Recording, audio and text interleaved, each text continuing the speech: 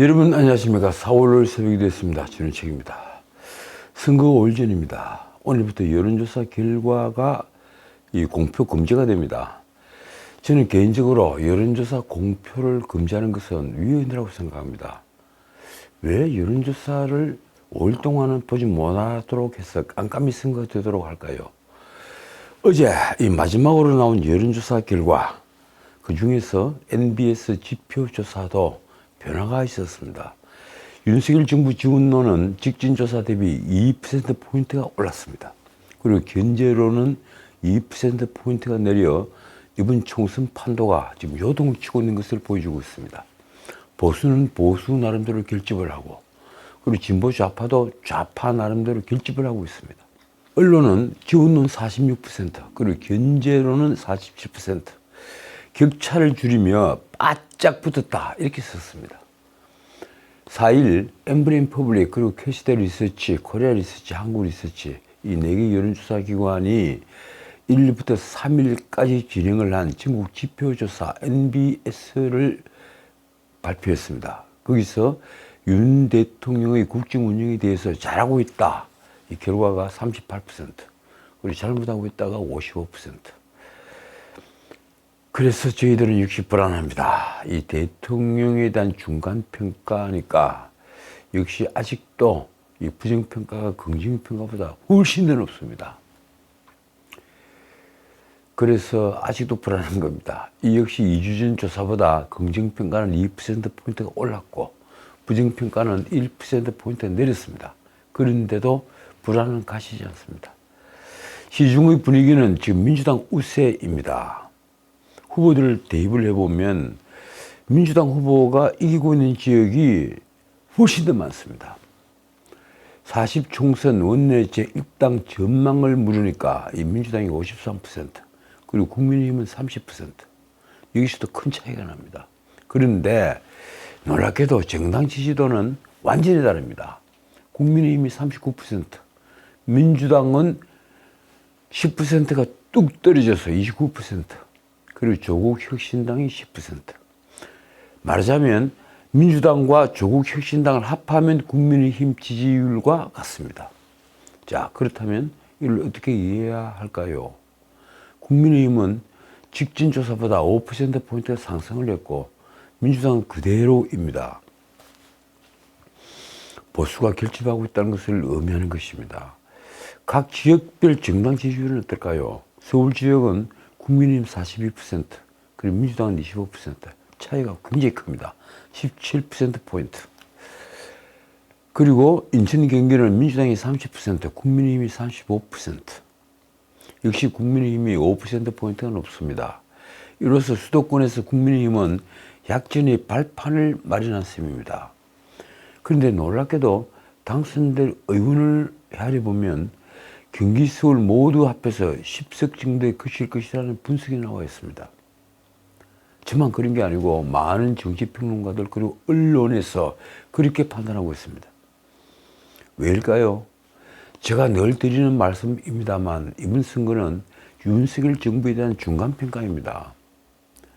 정상적인 국가라면 중간평가에서 가장 큰 평가 기준은 바로 민생경제입니다. 그리고 요즘 같은 삼고 현상의 시대에는 바로 이 민생경제가 물가다. 이 물가가 사실 민생의 큰 부분을 차지합니다. 민생은 도대체 무엇일까요? 등 따숩고 배 부른 것입니다. 그런데 이게 쉽지 않습니다. 일자리가 늘어야 소득이 늘고 그리고 등이 따숩지 않겠습니까? 일자리는 어떻게 해야 느는 것일까요? 초격차 기술도 가져야겠지만 투자가 늘어야 하는데 문제는 노동 환경이 예사롭지 않다는 것입니다. 그래서 노동법을 바꿔 노동 경직성을 낮추고 노동 유연성을 OECD 수준으로 끌어올리는 것은 바로 일자리를 늘리는 데 필요 조건입니다. 그런데 노동법이 야당의 목리로 개정하기는 쉽지 않은 것이어서 결국 각인의 기회를 균등히 하고라는 헌법 전문에 적혀있는 바로 그 가치는 사라질 것입니다. 자, 다른 지역도 볼까요? 대전, 세종, 충청은 민주당이 31%, 그리고 국민의힘은 40%. 여기서도 국민의힘 지지도가 높습니다. 다만 광주 전라는 민주당이 42%, 국민의힘은 뚝 떨어져서 12%, 무려 30%포인트가 차이가 납니다. 이러니까 광주 전라에서 국민의힘이 당선자를 낸다는 것은 불가능한 일입니다. 대구, 경북, TK 지역에 민주당은 21%, 그리고 국민의힘은 53%. 역시 마찬가지로 여기서 민주당이 당선자를 낸다는 것은 불가능한 일입니다. 그러고 보니 20대에서 대구에서 민주당이 당선자를 낸 적이 있죠. 그건 기적이었습니다. 부산, 울산, 경남, 이른바 부울경 지역, 이 민주당이 25%, 국민의힘은 49%. 그런데 울산 북구처럼 노동자들이 많이 살고 있는 지역은 분위기가 다릅니다. 그리고 강원, 제주는 민주당이 37%, 국민의힘이 41%. 강원, 제주도 국민의힘 지지도가 높습니다. 호남을 제외하고는 국민의힘은 지금 민주당에 전혀 밀리지 않습니다. 그런데도 당선 가능성이 높은 곳을 세면 민주당은 쉽게 101곳을 넘기는데 국민의힘은 80석을 넘기기가 힘듭니다. 그래서 지역구 국회의원 투표에서 어느 정당 후보에게 투표할 것인지를 물었습니다. 자, MBS 조사 결과인데 이렇습니다. 국민의힘 39%, 민주당 37%, 개혁신당 2%, 새로운 미래, 녹색정의당 각 1%. 국민의힘 후보에게 투표한다는 국민이 많이 늘었습니다. 그런데도 말입니다. 이 개별 후보를 놓고 보면 아직도 당선 가능성이 높은 후보는 국민의힘이 민주당에 비해 훨씬 적습니다. 40석이 적게 나옵니다. 헤아려 보면 그렇습니다.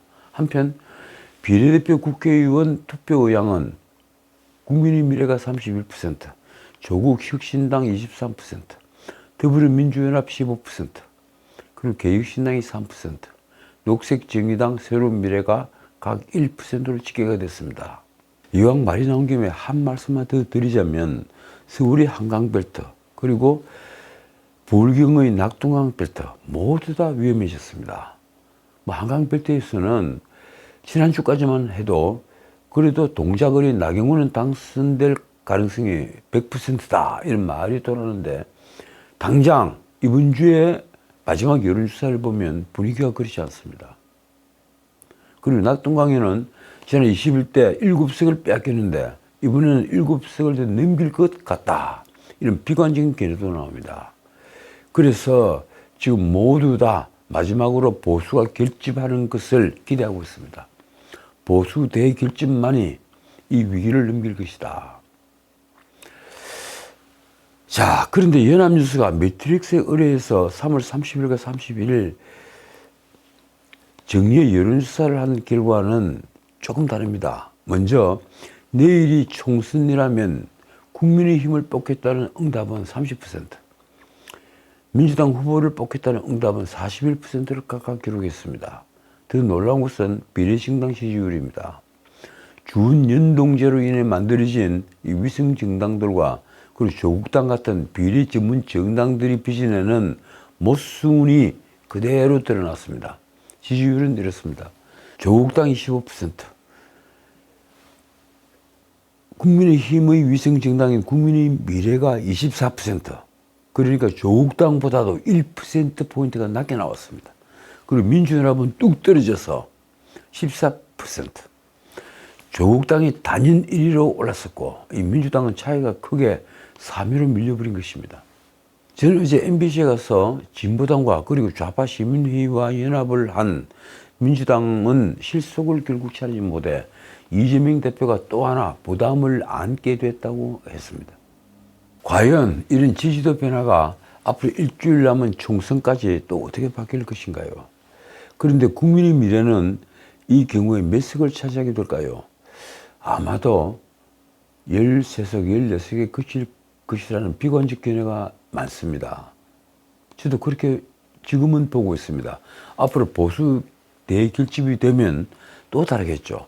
그렇게 되면 이 국민의힘 역시 보수 파이를 키우지 못한 지금 책임론에 시달릴 것입니다.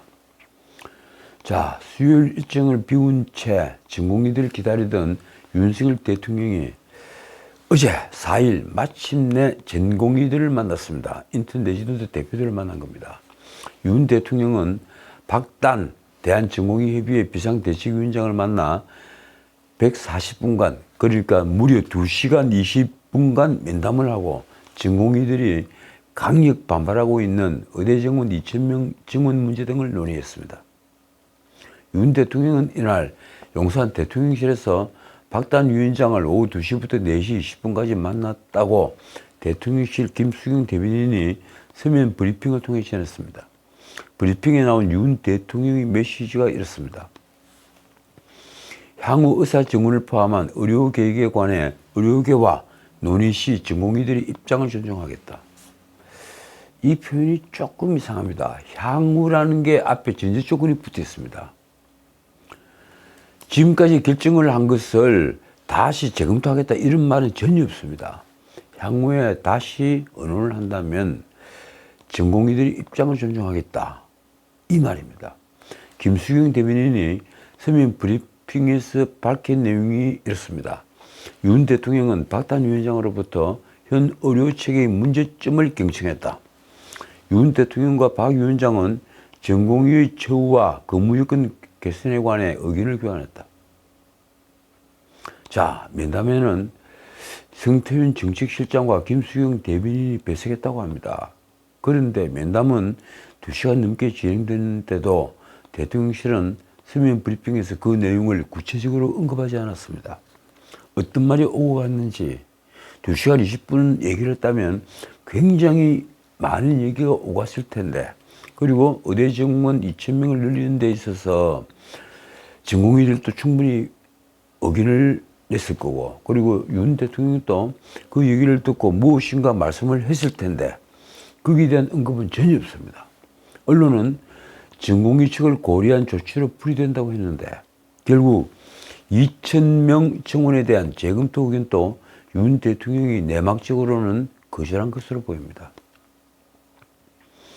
어쨌든 전공의들이 의료 현장 이탈이 7주째, 그래 한 달하고도 3주째를 맞은 가운데 윤 대통령이 전공의를 직접 면담한 것은 이번이 처음입니다.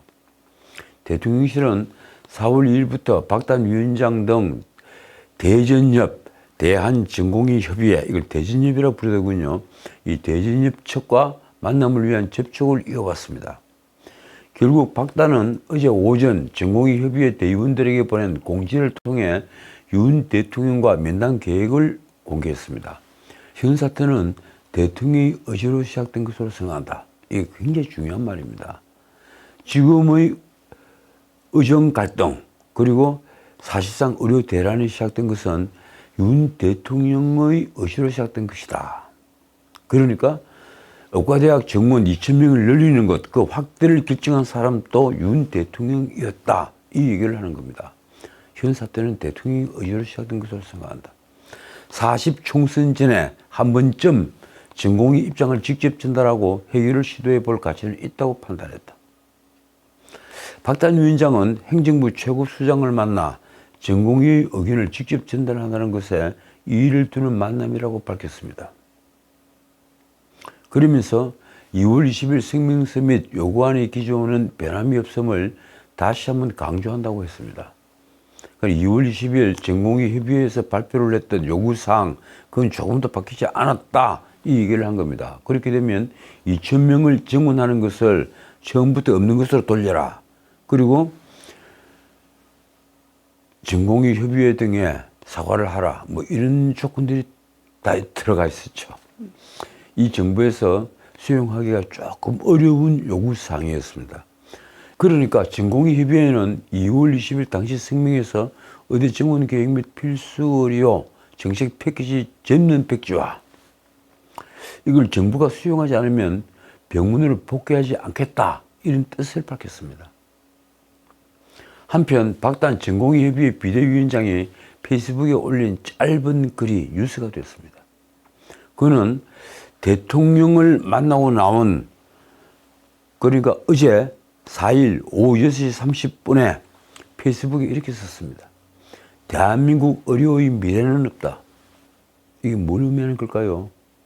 박 위원장은 별다른 설명을 덧붙이지는 않았습니다. 대한민국 의료의 미래는 없다. 요것만 적었습니다. 도대체 무슨 말이 오갔기에 박단 위원장은 윤 대통령을 만나고 나온 직후에 이런 글을 올려 자신의 격한 감정을 다스린 걸까요? 전공의들의 의료 현장 이탈이 7주째를 맞은 상황에서 의정 갈등 해소를 위한 돌파구가 절실했는데 윤 대통령이 이를 너무 쉽게 이긴 건 아닐까 저는 생각합니다. 대통령실은 회동 전부터 윤석열 대통령이 충분히 들을 것이라고 강조를 했습니다. 이렇습니다. 대통령은 의료계에서 을 중에 을로 불리는 전공의들이 애로를 이해하고 있으며 그들이 고충과 고뇌를 충분히 들을 것이다. 그런데 면담이 끝난 뒤에도 대화 내용을 언급한 대통령실과도 전공의 협의회는 상당한 온도차가 있습니다. 대통령실은 면담을 마친 뒤 서면 브리핑을 통해 이렇게 밝혔죠. 윤 대통령이 박 위원장의 향후 의사증문을 포함한 의료계획에 관해 의료계와 논의 시에 전공의들의 입장을 존중하기로 했다. 아까 말씀드렸다시피 향후라는 표현에 방침 직회가 있습니다. 지금 이미 결정돼서 2,000명을 각 지방대학에 배분한 것은 그건 못 건드린다. 그런데 향후에 다시 논의를 한다면 전공의들의 입장을 충분히 존중하겠다. 이 얘기를 하고 있는 겁니다. 대통령실은 또 윤 대통령은 박 비대위원장으로부터 현 의료체계의 문제점을 경청했다며 윤 대통령과 박 비대위원장은 전공의의 처우와 근무 여건 개선에 관해 의견을 교환했다는 설명도 덧붙였습니다. 쉽게 말하면 의대 정원 2,000명과는 상관없이 인턴 레지던트들 그 처우와 그리고 근무 조건 이런 걸 앞으로 정부가 잘 살펴주겠다, 보장해주겠다, 뭐 이런 설명을 한 것입니다. 어떻든 박단 위원장은 전공의들의 입장은 지난달 20일 성명서 및 요구안에 기조해서 달라진 점은 없다며 최종 결정은 전체 투표로 진행하겠다고 했습니다. 자신이 독단으로 하는 것이 아니라 전체 전공의들의 투표로 결정을 하겠다. 그러니까 그 전에 대통령실에서 논의된 점을 공시를 다 하고 나서 전체 전공의들이 의견을 묻겠다. 이런 얘기를 한 겁니다. 이날 오후 대전협 비대위는 이 같은 내용의 내부 공시를 발표했습니다. 이들이 무력감은 이 말에도 잘 드러나 있습니다. 7주 내내 얘기했듯 요구한 수용이 불가하다면 그냥 저희 쪽에선 대화에는 응했지만 여전히 접점은 찾을 수 없었다 정도로 대응 후 원래 하던 대로 다시 누우면 끝이다. 오늘 당장 변하는 건 없다. 자, 그런데 이런 판에 의사협회 차기 회장에 당선이 된 임연택 의사가 한 말도 또 뉴스가 됐습니다. 이번엔 좀 지나친 표현이 사태 해결을 바라는 이들을 안타깝게 했습니다. 이렇습니다. 아무리 가르쳐도 알아먹질 못하면 어떻게 하는 게 좋을까요? 이게 누구 보고 하는 얘기일까요? 아무리 가르쳐도 알아먹질 못한다. 그는 누구더러 알아보지 못한다는 표현을 쓴 걸까요? 설마 대통령은 아니겠죠. 언론은 윤 대통령과 박단 위원장의 면담이 입장차를 좁히지 못한 채 끝난 지 약 4시간이 지난 시점인 만큼 후배 의사인 박단에 대한 비판의 의미가 담겨 있는 것으로 풀이된다고 썼습니다. 박단 위원장과 전공의협의회는 윤 대통령과의 면담을 결정하면서 의적과 상의를 하지 않았다고 합니다. 그간 임현택 당선인은 정부와 의료계 간의 대화 전제 조건으로 대통령의 직접 사과를 요구했습니다. 한편 이날 윤 대통령과 박단의 면담이 성사되자 일부 전공의들은 전공의협의회의 독단적 결정이라는 비판을 쏟아냈습니다. 젊은 전공의들과 의대생들의 의견이 수렴되지 않은 결정임을 알린다고도 했습니다. 어쨌든 의정 갈등은 이번 총선 마지막 변수 중에 하나가 되고 있습니다. 윤 대통령이 계속 오만하다고 보이면 보수 그리고 국민의힘은 이번 총선에서 폭망할 것이고 그것이 아니고 국민들이 윤 대통령의 입장을 납득하게 되면 그래서 보수가 다시 결집을 하게 된다면 국민의힘은 의외의 승리를 거둘 가능성도 있습니다. 자, 이재명도 조금 짚어볼까요? 윤석열 정권을 찬성하든 반대하든 윤석열 정권이 국민과 국가를 위해서 제대로 역할을 할 수 있도록 여러분이 이번에 회초리를 들어달라. 우리가 내쫓자는 게 아니지 않느냐. 우리가 내쫓자는 게 아니지 않느냐. 이게 누구 말일까요? 이재명이 부산 영도 지원 유세를 벌이면서 박빙 지역에서 지면 과반수 의석이 국민의힘으로 넘어갈 수 있다면서 한 말입니다. 지금 거의 모든 언론이 민주당의 대승을 점치고 있죠. 그런데 오직 범야에서 아니다, 우리가 위험하다, 우리가 질 수 있다 이렇게 울고 다니는 사람이 있습니다. 그게 바로 이재명입니다. 그 이재명은 어제 영도에 가서도 그런 말을 했습니다. 우리가 내쫓자는 게 아니다. 윤석열을 쫓아내자는 게 아니다. 그러니까 윤석열 정권을 위해서라도 회초를 좀 들어달라. 이 얘기를 한 겁니다. 이재명이 부산 영도 지원 유세를 벌이며 박빙 지역에서 지면 과반수 의석이 국민의힘으로 넘어갈 수 있다 하면서 한 말이 바로 그 말입니다. 이재명은 어제 유세에서 전국의 박빙 지역이 50개가 넘는다 이렇게도 말을 했습니다. 그는 서울이 한강벨트 지금 만만치가 않다며 혹시 일부 언론에 속아서 승부라고 하는 것이 선거의 승패가 수십 %의 격차로 수만 수천 표 차로 결판난다고 생각할지 모르겠다고 하면서 이렇게 말했습니다. 우리는 경험하지 않았느냐. 단 0.73%포인트 차이로 이 나라 운명이 갈렸다는 것을. 이재명은 그러면서 말입니다. 이 여론조사 앞으로는 완전히 외면하라고도 했습니다. 지금 중요한 건 투표하면 이긴다, 포기하면 진다. 딱 두 가지다. 제가 우리 보수층에 꼭 하고 싶은 얘기입니다. 투표하면 이긴다, 포기를 하면 진다.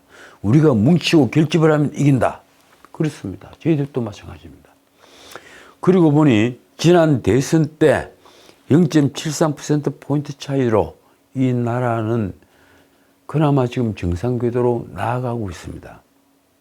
탈선 직전에 다시 정상궤도로 대한민국이라는 기차가 달려가고 있는 것입니다. 만약 이재명이 당선되어서 기본소득이 보여주는 포퓰리즘이 활개치는 세상이 되었으면 어떻게 되었을까요? 이재명이 그런 말을 했죠. 한국은 아르헨티나처럼 될 수도 있다. 실제 우리는 아르헨티나처럼 재정이 완전히 무너졌거나 베네수엘라처럼 문자 그대로 국제사회에서 갈 길을 잃은 그런 존재가 되었을 겁니다. 생각만 해도 아찔합니다. 자, 예상한 대로 민주당 후보들이 부동산 투기와 막말 같은 일들이 지금 마지막 변수가 되고 있습니다. 아까 제가 말씀드렸죠. 의정 갈등 마지막 변수다. 그리고 또 하나 마지막 변수가 바로 민주당 후보들이 부동산 투기, 막말, 이게 한두 개가 아닙니다. 언론에 드러난 것이 크게 김준혁, 그리고 양문석, 그리고 공영훈 세 사람이죠. 그것도 중진 비명인 박광훈 전 원내대표를 잘라내고 후보로 내세운 김준영의 막말입니다. 또 이재명의 경기도지사 경쟁 상대였던 전해철을 자르고 내놓았던 양문석의 사기대출 문제. 이것도 살펴보면 정말 기가 막히는 일입니다. 외부에서 영입한 공영훈 현대자동차 사장을 지낸 분이죠. 이 공영훈 등의 부동산 투기 등이 불거지면서 지금 총선 마지막 변수로 급부상하고 있는 것입니다. 결국 어제, 그러니까 4일 오후 5시 이화여대 졸업생 재학생들이 김준혁 후보의 이대생 미군 성상납 등 이 막말을 규탄하는 집회를 열었습니다. 한 700명이 모였더군요. 검은 옷을 입고 말입니다. 집회 현장에는 김준혁의 사퇴를 강력히 촉구한다고 쓰여진 녹색 현수막이 걸려 있었습니다. 이화여대 이명경 총동창회장의 말이 이렇습니다. 후보 자신이 스스로 사퇴하길 바란다. 부끄러움을 아는 게 사람이다. 부끄러움을 아는 게 사람이다. 이게 바로 포인트입니다. 총동창회는 이날 집회인장과 온라인을 통해 김준영이 사퇴를 촉구하는 서명운동을 시작했습니다. 자, 오늘은 여기까지입니다. 왜 몇몇 정치인들은 수호지심이 유독 문제될까요? 부끄러움을 아는 인간의 본성, 수호지심. 맹자는 일찍이 인간 본성의 4단을 말했습니다. 우리 고등학교 때 다 배우죠. 4단. 측은지심, 수호지심, 그리고 사양지심. 마지막 하나가 희비지심, 옳고 그름을 아는 마음. 자, 그것입니다. 저는 지금까지 살아오면서 잠깐 실수로 잘못을 범할 수 있다는 걸 압니다. 저도 수많은 허방을 밟았고 수많은 잘못을 저지르며 살아왔습니다. 그러나 적어도 저는 부끄러움을 합니다. 수호지심이 없는 자들은 그걸 아무렇지 않게 여기거나 변명을 늘어놓고 거짓으로 감추기 바쁩니다. 아마도 수호지심을 가졌다면 지금 정신 중에 적어도 절반은 숨어야 합니다. 가장 큰 부끄러움은 무엇일까요? 남의 것을 탐한 잘못입니다. 제 책 자유의식들 앞에 적었죠. 남의 것을 탐하지 마라. 너희를 자유롭게 하리라. 그렇습니다. 남의 것을 탐하면 결국 자유롭지 못합니다. 지금까지 주는 책이었습니다.